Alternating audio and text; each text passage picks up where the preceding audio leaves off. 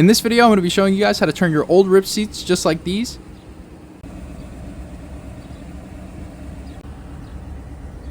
into seats that look brand new. This is part 1 of the 2-part series I'm going to be making on restoring the seats in my old 1991 SL500. Alright, getting started with disassembly. First we're going to take the bottom off. It just has 2 little Phillips screws at the bottom, one here, and then over here there's another one. Right there. Alright, once you get those 2 screws out, all you have to do is pop the seat up from the front like this, and it should come right out. I'm going to take it out off camera because it's easier. Alright, with the seat out, you can see how dirty it is in here, so I'm going to have to hit this with the vacuum.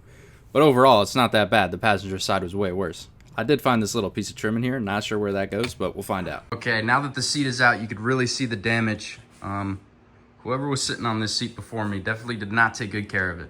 First step to getting this seat cover off, it's going to be removing from the seam right here. All you have to do is just pull it right out. So I'm going to get the camera set up and I'm going to show you how to do that. Okay, so here's the side of the seat bottom. This is the bottom part that connects to the chair. So what you're going to want to do to remove the leather is just try to compress all the foam inside and peel this leather from the channel.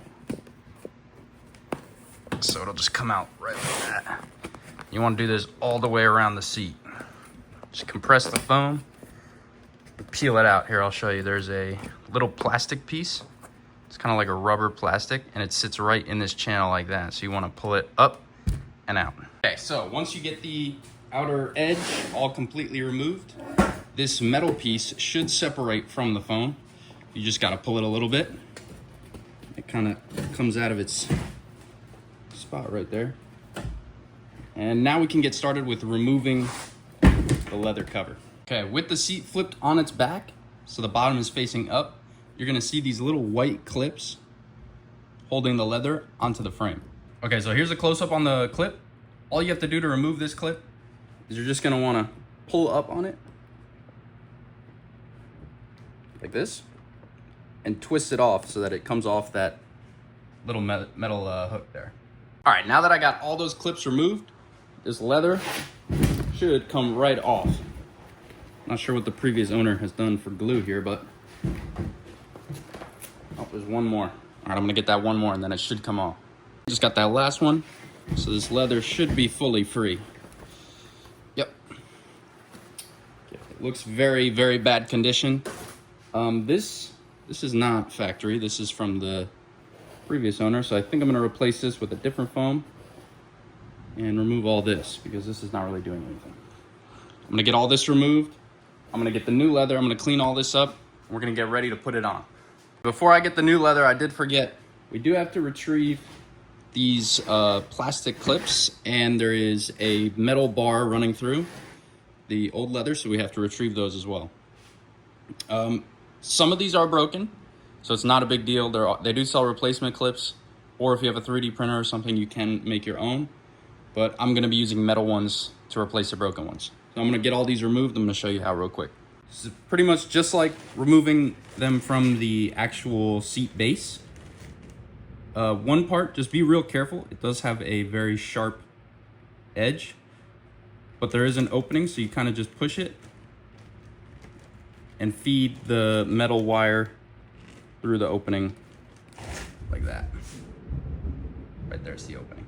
Just be careful because I have cut myself on this sharp piece a bunch of times. Okay, once you get all the clips removed per section, there's a metal bar.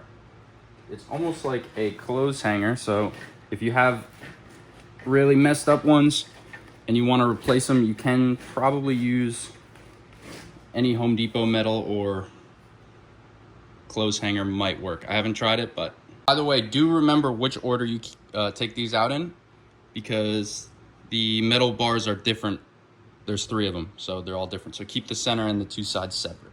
A little bit hard to tell over here, but the middle one is a little bit shorter than the 2 sides. So just keep that in mind when you're putting it back together. Okay, so here's the new leather. You could definitely tell the color's a little off, but I was able to get these for super cheap, so I'm gonna show you how to dye them in the next video, and the interior is gonna completely match. But there's a few steps we have to do on this before we can start installing. The company that I bought mine from didn't come with clips, it didn't come with the metal, and the holes are already not cut. So we're gonna have to do all 3 of those things right now. Also, when you're working with the new leather, you're going to be flipping this upside down. You're going to be sliding it across the table. You're going to be moving it in all types of ways. So I do recommend putting down a tablecloth and definitely having the cleanest table possible, because one little rock, one little something on the table, and you're sliding this thing around, you're going to scratch your brand new leather, which you don't want. So I definitely recommend a tablecloth, something to clean your table. Just get everything perfect before you start doing this.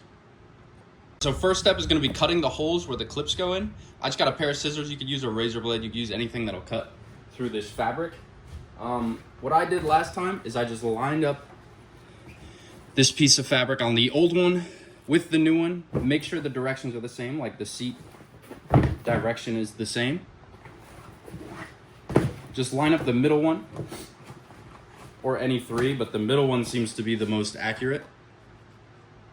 And just mark down where each one of these holes is. As you can see, there's a hole right here. Let me zoom in. So as you can see, there's a hole right here on the old one. And all you're gonna wanna do is cut a hole in the new one. I like to make the hole a lot bigger than what was on the factory one, just because it makes adjustment a lot easier, and you're not gonna damage it because there's gonna be a metal rod in there anyway. Just don't go overboard, but I'd like to make it as like double the size probably. Okay, so the way I've been making these cuts, you can see this is the hole on the old one, and this is where we got to cut the hole on the new one. So just line them up. That looks pretty good. Right here is where I'm going to cut the hole. Just kind of bend it like this, fold it over. And if you have a razor blade, you could just score it right here. If you're using scissors, just give it a cut, just like that. Okay, well, these are the worst scissors ever, so I'm gonna go get a razor blade. Couldn't find any other razors, but this is one that I used to shave with, so I'm gonna show you how to do it with this one. But same thing, just line it up. Right here's the other hole, and right here's where I want my new hole. So just stick your razor in, and I feel like that's about a good size. You could go a little bigger, you could go a little smaller, but around there is perfect. And just do that for all of the holes along the entire panel. And then you shouldn't need this one anymore after doing it for the first time, because you could kind of line this up with this and do it that way. That's how I did it, and the results are pretty good. You get everything cut, I would recommend putting away anything that will cut your leather by accident. So just get rid of these. I mean, don't throw them out because you might need them later, but I would definitely put these somewhere else, somewhere where you're not working, along with the scissors. And every once in a while, just clean your table, because you never know what can scratch your leather. Okay, next step is going to be putting in these metal rods that we took out the old one. So we're going to be putting these metal rods back in now, just like that. And these are going to be the support beams that hold this nice seam into the seat. Okay, I've got all the metal wires in. I was going to add more foam to this, but honestly, this looks just like the passenger side. I mean, the foam degradation is not really that much. The passenger side came out great, so I think I'm just gonna leave it how it is, especially because the foam I got is about 1 inch or 2 thick, so it might be too much foam on here. So I'm gonna start installing that, and if it doesn't come out good, then I can always remove it and put more foam. It's really not that difficult. After you confirm that you have enough foam, we gotta put those clips back on these rails. So I'm gonna show you how to do that. Just put the clips exactly where they came off. Take the pointy part and just put it through the hole that you cut. And once you push, it should be on there perfect. So just do that for all the holes that you cut. And if you broke any, I'm gonna show you what to do when it's time to put the seat back on. So after double checking, I actually realized that I am not missing any of these white clips, but I will still show you what to do if you broke any. Now it's time to fit the foam onto the leather. So first thing you're gonna wanna do is start with the middle row. It's the easiest to start with. And just grab any clip. You could start in the middle, you could start at the end, but just try to push it through. All right, so a little trick to help you get this done is grab a metal hanger. This is gonna be useful. Just cut it probably about right here on the corner, and give it a nice hook end, just about like that. And you can cut it over here as well. So you just have this hook. This is going to be useful to grab that little clip. So once you push it up with your hand from the bottom like this, try to hook on that white clip like this. So I could just squeeze the foam down and pull up with the hanger, and you can see that clip just goes right into place. If you can't do that like that, you're gonna have to reach in and grab it with needle nose pliers. Either way works fine. Okay, I got all the clips in now. So here's my metal back. Looks like the previous owner added a bunch of foam in here. I'm not sure why. Yours might not look like this, but I'm just gonna leave it. It might help with cushioning, I don't know. But it's time to put this back on. So the front, you could tell is the front because it has these clips here, which are what lock the seat in place, as well as it has the hole for the screw. So you just kind of want to fit it in exactly how it came out. Get it underneath the flaps. Okay, now that you've got the backing, or bottom, I guess, back onto the seat, you're gonna want to shove this through here, just to make it look a little cleaner. And that way you can pull it snug, give you a little bit more room to work. This back piece has to go in this channel, like so. So just fold it into the channel.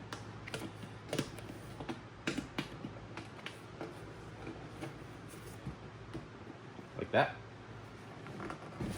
And then follow along on the sides with the plastic in the channels. So once you get all the leather in the channels like this, I apologize for not filming, but it's pretty self-explanatory. I would recommend putting the chair on the floor and just sitting in it to make sure that none of these pop out.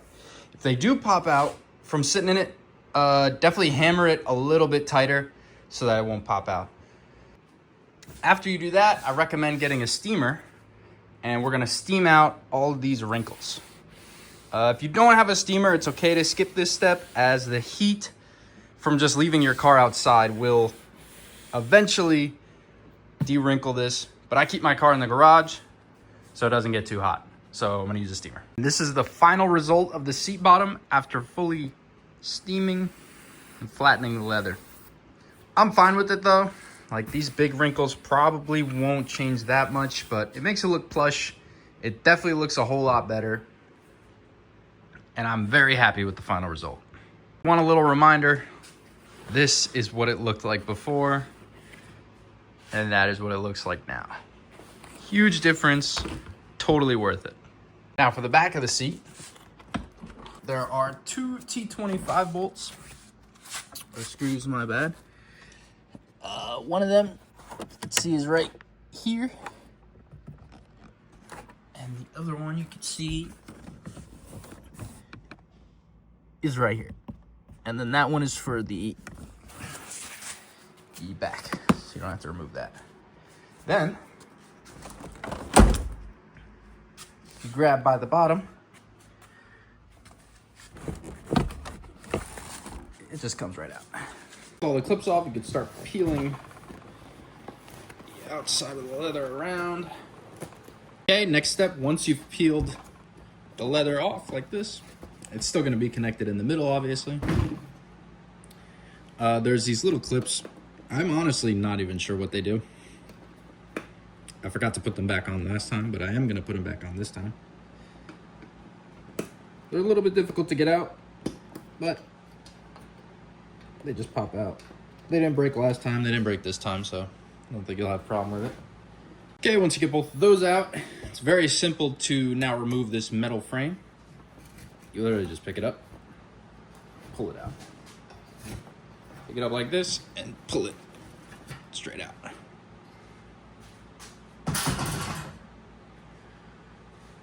Now, if you're interested, this little piece of paper tells you when your seat was made, which I think is pretty cool. Mine was made in, actually the 25th of July, 1989. which I think is actually, it's actually the 25th of July today. That's kind of cool. So, just like the bottom, these I've found are a little bit tighter than the other ones. So you might have a little bit more difficulty with these. All right, so I basically got this thing on. I have 11 out of 12 of the clips on. But naturally, as I'm working on this, the last clip decided to break. But no problem, I'm gonna show you what to do if your last clip breaks. What I use are these hog rings. You can get these on Amazon for like 10 bucks. Super cheap. You don't need the tool. Although I have it, you do not need the hog ring pliers for this. You just need regular needle nose pliers. And they already come like shaped like a staple here. You just kind of want to bend it. Way easier if you have 2 pliers, but it is possible with 1. All right, this one I just made off camera. The other one was a little bit too tight, but basically you get the gist of it. You just make a little clip. You can use this instead. Once you got it fully stretched on, this is what it should look like. Pretty much finished, just with a bunch of wrinkles. We're gonna go to the back and hook these hooks on. So, like I was saying before, these hooks, they are a lot flimsier than the old ones. The genuine Mercedes ones, which are not a lot nicer. But, I mean, if they work, I would just leave them. All right, and final step is this bottom, which I honestly probably should have done first, but we do have to make some cuts. This is where the seat actually gets screwed back in, so we can't just avoid that. I would just stretch it as far as you can. This part's not going to be seen. It's not really crucial. If you remember where we took the bolts out, this is going to be way in the back. Not a big deal at all. Just give it a slice. If you mess it up, not the end of the world. Just give it a slice. And slide it over. Just stretch it in the channel. Like that. And the seat's done.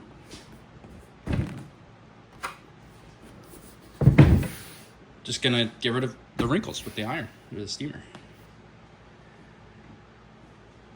We do have to remove the headrest. So in order to do that, I'm gonna get the camera in the car and show you. I am not sure how to remove this piece, as mine is very broken, but you should be able to find a tutorial somewhere. To get this removed, right here, just slide this trim up so it's out of your way. And there's a 10 mil right there. Once you get the 10 mil out, you could see right here, the chrome, like more shiny part, sits on top of the more matte part. Just pick it up, kind of twist it. Sorry about the bad angles, but you twist it until you can get it out. All right, once you got this out, since I'm not gonna be reusing these, I do not mind destroying them. But if I can avoid it, I'll avoid it.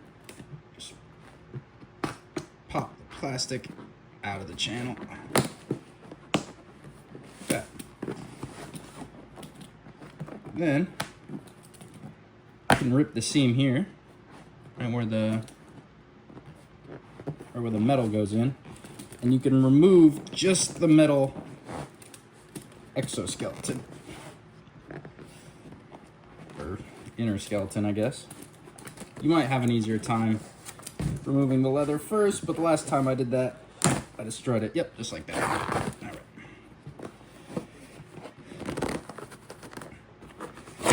I do not mind, as I'm not reusing it.